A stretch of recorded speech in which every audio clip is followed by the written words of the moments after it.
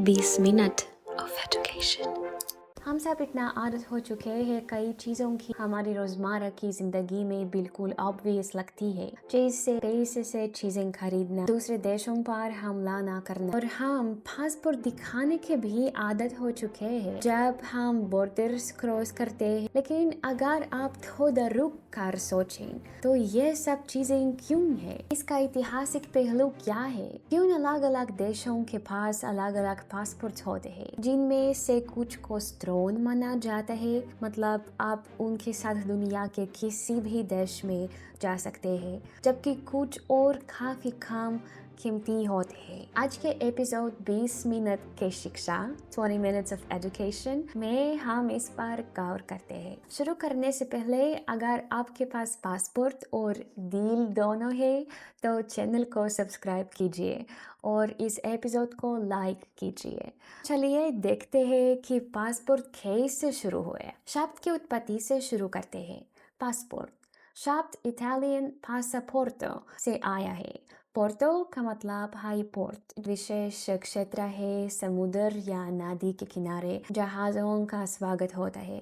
और पास का मतलब जिसे बोर्डिंग पास, आपको फ्लाइट टिकट याद होगा, एक रास्ता जो आपको अंदर जाने की सुविधा देता है। तो इटालियन में पासापोर्टो का मतलब होता है पोर्ट के थ्रू जाना या गेट के अंदर जाना। ज्यादा संभावना है कि पासपोर्ट शब्द का इस्तेमाल उन दस्तावेजों के लिए किया गया था जो कुछ मध्यकालीन इटालियन राज्यों जैसे वेनिस और फ्लोरेंस में दिया जाता था लोगों को जो किसी फिजिकल हार्बर या फोर्टिफाइड सिटी के गेट्स के थ्रू जाना चाहते थे। इटली के भाग्य का स्थान मेडिटेरेनियन समुद्र के बीच में ट्रेड रोड्स के क्रॉस रोड्स पर ने उसके बाद पोर्ट को एक ट्रेडिंग सेंटर बना दिया वेस्ट और ईस्ट के बीच, और व्यापारी, बैंकर्स और उद्यमियों का इसमें काफी बड़ा योगदान था। कौन को पासपोर्ट की जरूरत थी और कौन को नहीं?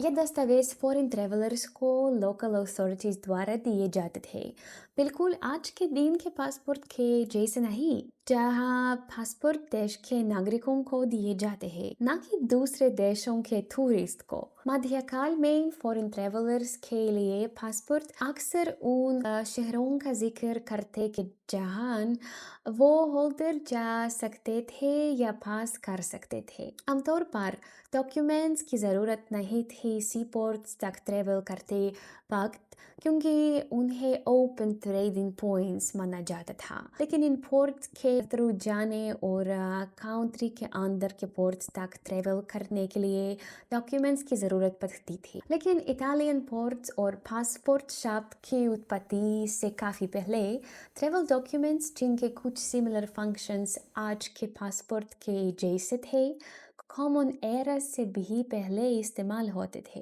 फारस के एक काफी प्रगतिशील राजा आर्ताक्सर्क्सेस द फर्स्ट ने ट्रेवल परमिट्स दिए थे जो ट्रेवलर्स को फारसी एम्पायर के अंदर प्रोटेक्शन देते थे। ये डॉक्यूमेंट फारसी एम्पायर जो आज के ईरान में है अहमनीद एम्पायर के दौरान दिए गए थे, लगभग 500 बिफोर कॉमन एरा। कैसे नहीं कहेंगे इस राज्य को प्रगतिशील? लगता है आर्ताक्सर्क्सेस द फर्स्ट अपनी माइंडसेट पे काम कर रहे थे और अपने समय से आगे थे। प्राचीन भारत में भी सफर करने के लिए कुछ ऐसे डॉक्यूमेंट्स थे, लेकिन वो आज के मॉडर्न पासपोर्ट्स जैसे फॉर्मल नहीं थे। पुराना हिंदू धार्मिक टेक्स्ट्स और महाकाव्यों जैसे महाभारत और रामायण में रिकमेंडेशन लेटर्स या स्पेशल टोकन्स का जिक्र है जो राजसी एमिसारीज अपने सफर के दौरान फॉरेन लैंड्स में यूज करते थे। एमिसारीज जो लैटिन शब्द एमिसारियोस से आया है, जो एक एनवॉय या रिप्रेजेंटेटिव होता है। देश के अधिकारी प्रतिनिधि होते थे जो दूसरे देश में वेरियस टास्क्स के लिए भेजे जाते थे, मोस्टली रहस्यामी काम के लिए। आम कुरियर्स भी ये लेटर्स कैरी करते थे। मौर्य और गुप्ता एम्पायर्स लगभग 3rd century before common era से 6th सेंचुरी कॉमन एरा तक के दौरान राजसी डिक्रीज व्यापारियों और डिप्लोमेट्स को दिए जाते थे जो अलग अलग टेरिटरीज के थ्रू सफर करते थे, खासकर जो व्यापार या सांस्कृतिक एक्सचेंज के लिए सफर करते थे। यूक्रेन की टेरिटरी पर पासपोर्ट्स कैसे थे?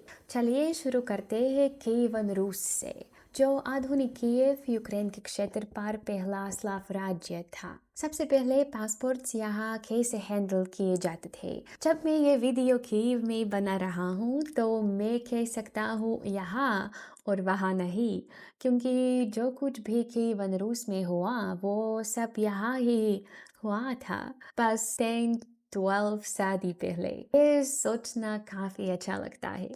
तो कीवन रूस में जो पासपोर्ट थे वो आज के प्लास्टिक प्रिंटेड आईडी कार्ड से काफी अलग थे।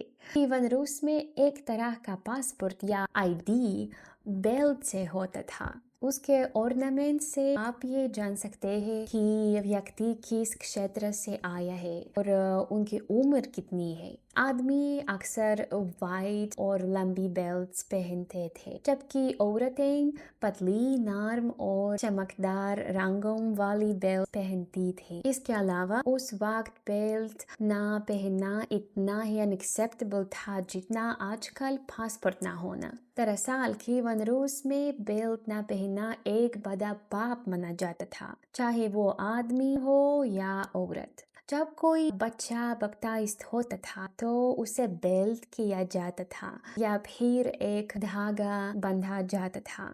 जैसे जैसे बच्चा बड़ा होता वैसे वैसे वो धागा बेल्ट में बदल जाता था। एक और इंटरेस्टिंग बात एक थी कि उन बेल्ट्स पासपोर्ट्स का एक और काम था। उन बेल्ट्स को देखकर आप ये जान सकते थे कि व्यक्ति क्या काम करता है, उसका प्रोफेशन क्या है। जैसे कारीगरों के पास हेडबैंड्स होते थे, बेल्ट्स ये बताती थी कि उनका काम क्राफ्ट्समैनशिप में था। जो बेल्ट सेट होती थी जिसमें buckle, fittings, belt ends, rings और लूप्स शामिल होते थे, यूज वॉरियर कल्चर का एक हिस्सा माना जाता था। ये वो बेल्ट्स थी जो उन मर्दों के पास होती थी जो सोल्जर्स की एक ग्रुप का हिस्सा थे। औरतें अक्सर वाउवन या निटेड बेल्ट्स पहनती थी। बेल्ट का डेकोरेशन उसकी मालिक की सोशल स्टेटस को दिखाता था। राजस के पास सोने की बेल्ट होती थी जो कभी कभी कीमती पदार्थों से सजती थी। ये पता चलता है कि हमारे आज के मॉडर्न पासपोर्ट मिडीवल टाइम के बेल्ट पासपोर्ट से काफ़ी कमज़ोर लगते हैं, क्योंकि उन बेल्ट पासपोर्ट्स का एक प्रैक्टिकल यूज़ भी था। पहले तो ये कपड़े को सही जगह पर रखती थी और दूसरा लोग अपनी रोज़मर्रा की चीज़ें जैसे छुरी, पधार, वॉलेट और लेजर पाउचेस बेल्ट से लटका कर रखते थे। सोचिए आज अगर आप अपने प्लास्टिक आईडी कार्ड पर छुरी लटका कर चले। अब यूरोप के बारे में बात करते हैं। पुराने जमाने में यूरोप में rulers letters of safe conduct या पेटेंट लेटर्स देते थे। ये बेसिकली पैसेस होते थे जो किसी व्यक्ति को कुछ स्पेसिफिक पर्पस के लिए एक पर्टिकुलर टेरिटरी के अंदर या अक्रॉस ट्रेवल करने की इजाज़त देते थे। ये काफ़ी फेमिलियर लगता है ना? ये वीज़ा है। ये सेफ कॉन्डक्ट पैसेस नोबल्स, पिलग्रिम्स और मर्चेंट्स को दिए जाते थे जो बॉर्डर्स क्रॉस कर रहे होते थे। ये लेटर्स ट्रेवलर्स को अलग अलग रीजन्स में बिना किसी रुकावट के ट्रेवल करने की इजाज़त देते थे। ये डॉक्यूमेंट्स देने का अधिकार मोनार्क्स या लोकल अथॉरिटीज के पास होता था। Transit business travel permit identification और डिफरेंशिएशन के लिए मिडीवल यूरोप में व्यक्तियों को पहचानने के लिए हेराल्डिक सिंबल्स या कोट्स ऑफ आर्म्स भी यूज किए जाते थे। ये सिंबल्स पूरी तरह से मेल लाइन के थ्रू दीवार से जाते थे। एक नाइट जो अपने आर्मों में वाइजर नीचे करके छुपा होता था उसे उसके हेराल्डिक सिंबल्स के बिना पहचाना नहीं जा सकता था। By the way, visor helmet का एक मूवेबल हिस्सा होता है जो फेस को ब्लो से बचाता था। ये क्लियर और कलरफुल सिंबल्स शील्ड्स पर लिखे जाते थे और क्लॉक पर भी लिखे जाते थे। मॉडर्न पासपोर्ट्स के पहले प्रोटोटाइप्स यूरोप में रेनेसांस के दौरान 14th-16th सेंचुरीज के बीच आए। इस दौरान कई गवर्नमेंट्स ने कुछ व्यक्तियों को लिखित सर्टिफिकेट्स दिए जिसमें उनका नाम और ऑक्यूपेशन ऑक्यूपेशन लिखा होता था। 14-16 सेंचुरीज में एक तरह का कोविड सर्टिफिकेट ट्रेंड भी था। जब एपिडेमिक्स होते थे तो ट्रेवलर्स के पासपोर्ट में उनके हेल्थ स्टेटस के बारे में भी इंफॉर्मेशन होती थी। ये प्रैक्टिस वॉर टाइम में भी होती थी, जो आजकल के मिलिट्री टैग्स जैसे लगती है, जो बेसिक मेडिकल इंफॉर्मेशन कंटेन करते हैं। ये टैग्स एक सिंपल और रिलायबल तरीका होते थे मिलिट्री पर्सन को आइडेंटिफाई करने का।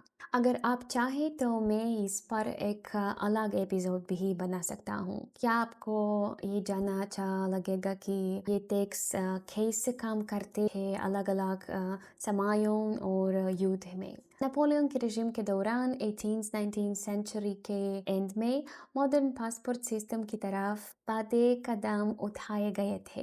नेपोलियन के रूल में फ्रांस में अपने सिटीजन को इंटरनल ट्रैवल डॉक्यूमेंट्स कैरी करने की ज़रूरत थी और नेपोलियन को पासपोर्ट फॉर्मेट को स्टैंडर्डाइज करने में काफ़ी बड़ा योगदान दिया जाता है। नेपोलियन के गिरने के बाद यूरोप के कई देशों ने पासपोर्ट सिस्टम्स को स्टैंडर्डाइज करना शुरू किया। 19th सेंचुरी में जब रेलवे नेटवर्क्स और स्टीमशिप्स का प्रचार हुआ, इंटरनेशनल ट्रैवल एक्सेसिबल हो गया, जिसका मतलब था कि स्टैंडर्डाइज ट्रैवल डॉक्यूमेंट्स की ज़रूरत बढ़ गई थी। एशिया में पासपोर्ट्स का widespread adoption largely European colonisation की वजह से हुआ। बहुत से आज के मॉडर्न एशियन देश उस वक्त यूरोपियन कॉलोनीज थे और उनके पास अपने कॉलोनाइजर्स के सेट किए गए रूल्स को अपनाने के अलावा कोई छुट्टी नहीं थी। इसके अलावा ओटोमन एम्पायर का भी कुछ प्रभाव था, जो मिडिल ईस्ट और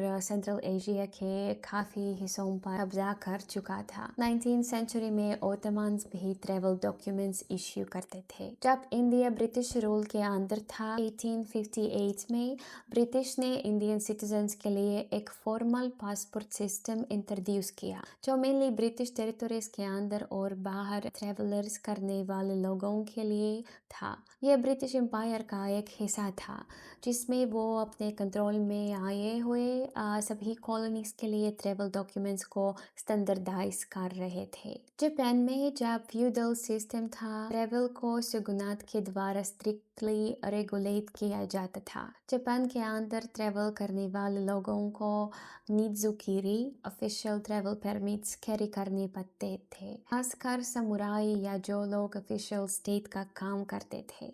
जापान का formal passport system 20th century की शुरुआत में इस्टेब्लिश हुआ, जब किंग रामा द फिफ्थ के अंदर मॉडर्नाइजेशन हो रहा था। इंडोनेशिया में जब डच कॉलोनी थे, तो उन्होंने डच सिटीजन्स और इंडिजिनस लोगों के लिए ट्रैवल डॉक्यूमेंटेशन इंट्रोड्यूस किया था। यह सिस्टम मेनली कॉलोनियल एडमिनिस्ट्रेशन और ट्रेड के लिए था। चाइना ने 20th सेंचुरी में पासपोर्ट सिस्टम अडॉप्ट किया, जो इनिशियली यूरोपियन मॉडल से प्रभावित था, खासकर किंग डायनेस्टी के गिरने के बाद और रिपब्लिक ऑफ चाइना बनने के बाद। इसके बाद 1949 में पीपल्स रिपब्लिक ऑफ चाइना के बनने के बाद सिस्टम को और बेहतर बनाया गया। मेन अपना पासपोर्ट सिस्टम ब्रिटेन से इंडिपेंडेंस लेने के बाद 1947 में इंडिया ने अपना पासपोर्ट सिस्टम डेवलप किया, जो ब्रिटिश मॉडल पर बेस्ड था, पर उसे अपने नेशनल इंटरेस्ट के हिसाब से मॉडिफाई किया गया। अगर हम कंपैरिजन करें तो सोवियत यूनियन में पहला ऑफिशियल आइडेंटिफिकेशन डॉक्यूमेंट पासपोर्ट नहीं,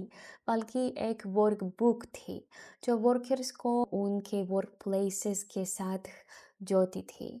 इन वर्क बुक्स के जरिए वर्कर्स को फूड के रेशन कार्ड्स भी मिलते थे। थोड़ा ग्रीम लगता है ना, जैसे बिना स्टेट अप्रूव जॉब के आप कुछ नहीं थे।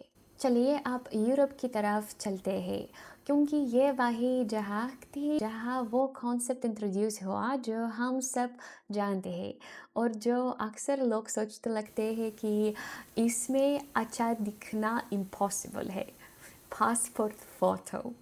ये हमेशा ऐसा नहीं था। ये आइडिया 19th सेंचुरी के एंड में आया था। फोटोग्राफी की इन्वेंशन ने पासपोर्ट्स को इश्यू करने का तरीका बदल दिया। जब कैमरास नहीं थे तब पासपोर्ट में एक व्यक्ति के अपीयरेंस को वर्ड्स में डिस्क्राइब किया जाता था। हाँ, आपने सही सुना, वो लिटरली लिखते थे कि आप कैसे दिखते थे। सोचिए, एक पासपोर्ट पर लिखा होता, वो एक अच्छा दिखने वाला लड़का है, करिश्मेटिक, और उसकी आंखें हरी भूरी है। 1860s के दौरान पासपोर्ट फोटोज एक कॉमन एडिशन बन गई थी जो आइडेंटिफिकेशन को ज़्यादा रिलायबल बना देती थी। इस पॉइंट पर पासपोर्ट डिस्क्रिप्शन में इमेजिनेशन का यूज़ कम होने लगा। और हाँ, कुछ लोग ये भी कहते हैं कि ये सब टिकटॉक ने ख़त्म कर दिया, लेकिन असल में ये तब शुरू हुआ जब लोग अपने फिजिकल डिस्क्रिप्शन के बेसिस पर किसी को इमेजिन करना बंद कर दिए थे। 1890s में यूनाइटेड किंगडम और दूसरे यूरोपियन देशों ने पासपोर्ट्स में फ़ोटोज़ को मैंडेटरी बना दिया। ये एक बड़ा टेक्नोलॉजिकल लीप था जो पासपोर्ट्स को ज़्यादा सिक्योर और हार्डर टू फेक बना गया। पर हम सब ने मूवीज़ देखी है, तो आज भी फेक पासपोर्ट बनाना मुश्किल नहीं है ना। उसके बाद बॉर्डर कंट्रोल को सिंप्लीफाई करने के लिए कुछ और चीज़ें इंट्रोड्यूस की गई थी। इंटरनेशनल एग्रीमेंट्स और कन्वेंशंस जो पासपोर्ट इश्यूएंस और रूल्स को स्टैंडर्डाइज करते थे। 1920 में लीग ऑफ नेशंस ने पासपोर्ट स्टैंडर्डाइजेशन पर पहला इंटरनेशनल एग्रीमेंट बनाया। 1944 में इंटरनेशनल सिविल एविएशन ऑर्गेनाइजेशन ने इंटरनेशनल ट्रैवल के लिए पासपोर्ट फॉर्मेट्स को स्टैंडर्डाइज करने में की रोल प्ले किया। और 20th और 21st सेंचुरी के शुरुआत में बायोमेट्रिक डेटा, फिंगरप्रिंट्स और फेशियल रिकग्निशन को पासपोर्ट में इंक्लूड करने के लिए गाइडलाइंस सेट की।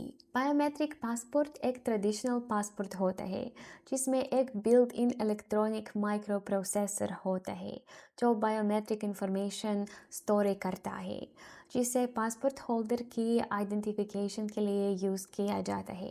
ये कॉन्टैक्टलेस स्मार्ट कार्ड टेक्नोलॉजी का यूज़ करता है जिसमें माइक्रो प्रोसेसर चिप और एंटेना चिप को पावर देने और कम्युनिकेशन करने के लिए एम्बेडेड होता है पासपोर्ट के फ्रंट या बैक कवर में या सेंट्रल पेज में। ये चिप जो बायोमेट्रिक डेटा स्टोर करता है कम से कम 32 किलोबाइट्स का मेमोरी रखता है, जो एक्चुअली उतनी ज़्यादा नहीं होती।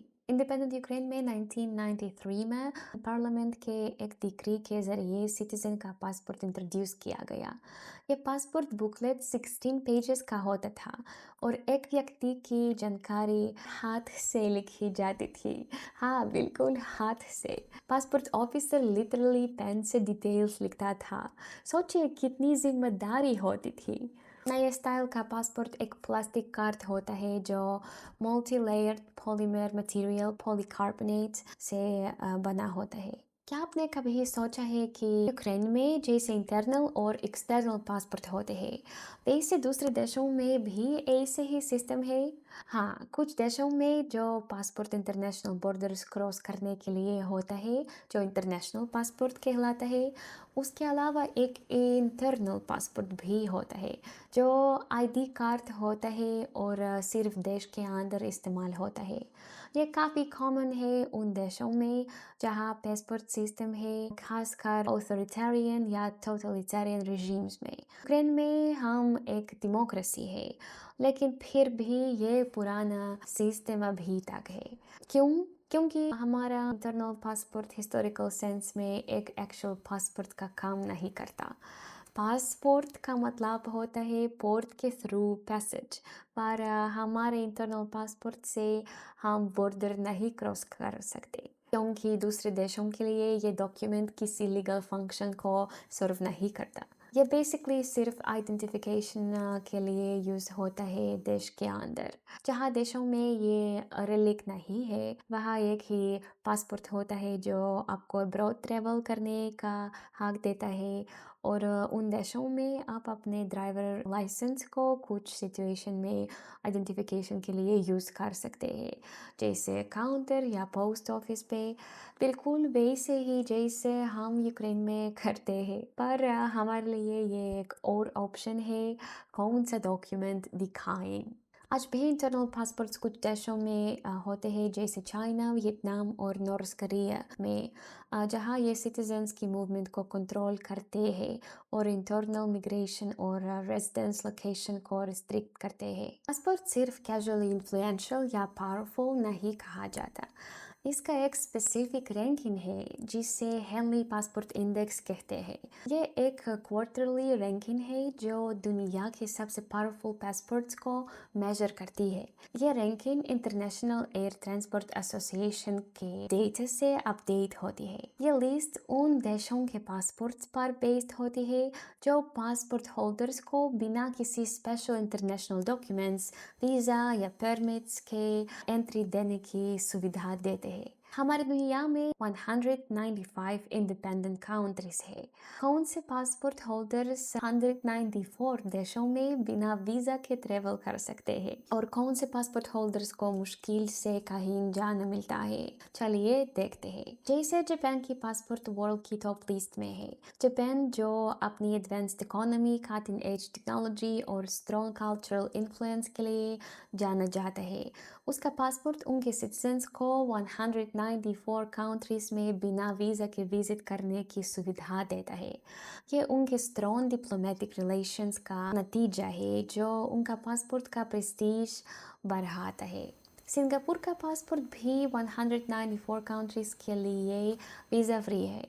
सिंगापुर को अपनी रोबूस्ट इकोनॉमी और ग्लोबल फाइनेंशियल सेंटर के लिए जाना जाता है और ये अपने पासपोर्ट को मजबूत करने में काफ़ी मेहनत करता है। अगर हम यूरोप की बात करें तो फ्रांस, स्पेन, इटली और जर्मनी के पासपोर्ट होल्डर्स को भी 194 कंट्रीज बिना वीज़ा के विजिट करने की सुविधा मिलती है। ये देश सिर्फ टूरिज्म और बिजनेस के लिए ही नहीं बल्कि ग्लोबल डिप्लोमेसी और ट्रेड में भी महत्वपूर्ण रोल प्ले करते हैं। अब बात करते हैं उन कंट्रीज की जिनके पासपोर्ट्स 193 कंट्रीज तक एक्सेस देते हैं। Finland, Netherlands, south Korea, Sweden. Finland अपनी स्टेबल इकोनॉमी और हाई क्वालिटी ऑफ लाइफ के लिए जाना जाता है और इसीलिए उसका पासपोर्ट हाईली रिस्पेक्टेड है। स्वीडन का पासपोर्ट भी स्ट्रॉन्ग है क्योंकि वहाँ के प्रोग्रेसिव सोशल स्टैंडर्ड्स और हाई लिविंग स्टैंडर्ड्स काफ़ी स्ट्रॉन्ग है। नीदरलैंड्स का पासपोर्ट भी टॉप रैंकिंग्स में आता है क्योंकि उनका स्ट्रॉन्ग इकोनॉमी और इंटरनेशनल ह्यूमैनिटेरियन प्रोग्राम्स है। साउथ कोरिया का पासपोर्ट भी राइजिंग है क्योंकि उनकी टेक्नोलॉजिकल, कल्चरल और डिप्लोमेटिक इन्फ्लुएंस बढ़ रही है। तो ये देखा जा सकता है कि जिन देशों में already high standards of living है उनकी गवर्नमेंट्स अपने सिटीजन्स के लिए और ज़्यादा फ्रीडम देने की कोशिश करती है, जैसे ट्रेवल को आसान बनाना। आपको शायद ये जानने का मन हो रहा हो कि कौन से देश के पासपोर्ट सबसे वीक है और दुनिया में सबसे वीकेस्ट पासपोर्ट की देश का है। चलिए देखते हैं। वीकेस्ट पासपोर्ट कुछ इस तरह के हैं। North Korea 42 countries without visa. Palestine 41 country. Libya और Nepal 40 countries. Somalia 36 countries. Yemen 35.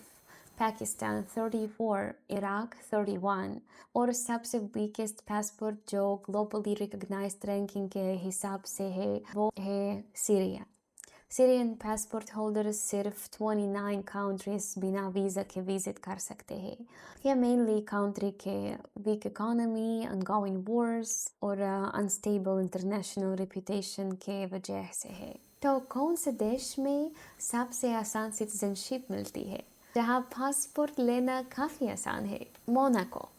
Monaco में सिटीजनशिप पाने के लिए आपको कुछ सिंपल चीज़ें चाहिए होती है, जैसे क्रिमिनल रिकॉर्ड का सर्टिफिकेट, बैंक स्टेटमेंट्स या मोनाको सिटीजन से शादी का प्रूफ। आपको काफ़ी पेपर वर्क या ज़्यादा पैसे की ज़रूरत नहीं है। जो ज़रूरी है वो है कि आप प्रूव करें कि आप अच्छे से लोकल सोसाइटी में इंटीग्रेट हो सकते हैं, जैसे फ्रेंच जाना या मोनाको में जॉब करना।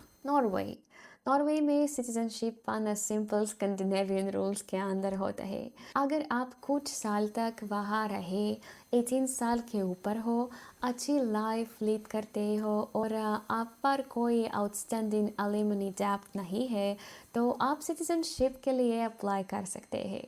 एंड बिलाइस में सिटीजनशिप सिर्फ 3 हफ्तों में मिल सकती है। पहला स्टेप है बिलीज इकोनॉमिक डेवलपमेंट फंड को $44,000 देना। अगर आप $15,000 देंगे तो आपकी पूरी फैमिली को भी सिटीजनशिप मिल जाएगी। ये काफ़ी अच्छा डील है। हम बात करेंगे पासपोर्ट्स के कॉस्ट के बारे में दुनिया भर में, क्योंकि यह भी एक इंटरेस्टिंग टॉपिक है। स्टडीज से ये पता चलता है कि दुनिया का सबसे महंगा पासपोर्ट ऑस्ट्रेलिया का होता है, जिसका 10 साल का पासपोर्ट $230 का पड़ता है। मेक्सिको दूसरे नंबर पर है, जहां पासपोर्ट की कॉस्ट $170 है, और स्विट्जरलैंड तीसरे नंबर पर है, जिसका पासपोर्ट $140 का पड़ता है। अगर हम सबसे सस्ते पासपोर्ट की बात करें तो चेक रिपब्लिक में पासपोर्ट सबसे सस्ता है, जो सिर्फ $27 का पड़ता है। लातविया और स्पेन भी काफ़ी अफोर्डेबल है। लातविया का पासपोर्ट $29 का होता है और स्पेन $33 का। भारत चार्जेस और भी कम, केवल लगभग $23 पासपोर्ट के लिए। मॉडर्न पासपोर्ट एक ऐसा प्रोडक्ट है जो सेंचुरीज की डेवलपमेंट और इनोवेशन का नतीजा है। ये टाइम के साथ इवॉल्व हुआ है, आइडेंटिफिकेशन टेक्नोलॉजीज, फोटोग्राफी और इंटरनेशनल कोऑपरेशन के प्रभाव से। मुझे उम्मीद है कि आपको ये सब इंटरेस्टिंग लगा होगा। और हाँ, अगर आपने अब तक मेरा चैनल सब्सक्राइब नहीं किया तो प्लीज़ सब्सक्राइब करना मत भूलना। आखिर हम सबके पास एक कॉमन चीज़ है, एक पासपोर्ट। तो चलिए हम सब एक दूसरे की मदद करके अपनी ज़िंदगी को आसान बनाइए। प्लीज़ अपने सरप्राइज होने वाले पॉइंट्स या कोई ऐसे देश का पासपोर्ट जो आप चाहते हो और क्यों, वो ज़रूर शेयर करें कमेंट्स में। अगर आपके पास कोई और थॉट्स या सजेशंस हो तो वो भी शेयर कर सकते हैं। बहुत शुक्रिया और मिलते हैं अगले एपिसोड में एक हफ्ते के बाद। नोटिफिकेशन बेल ज़रूर दबाइए ताकि आपको कोई नए टॉपिक के बारे में सीखने का मौका ना मिस हो। नमस्ते।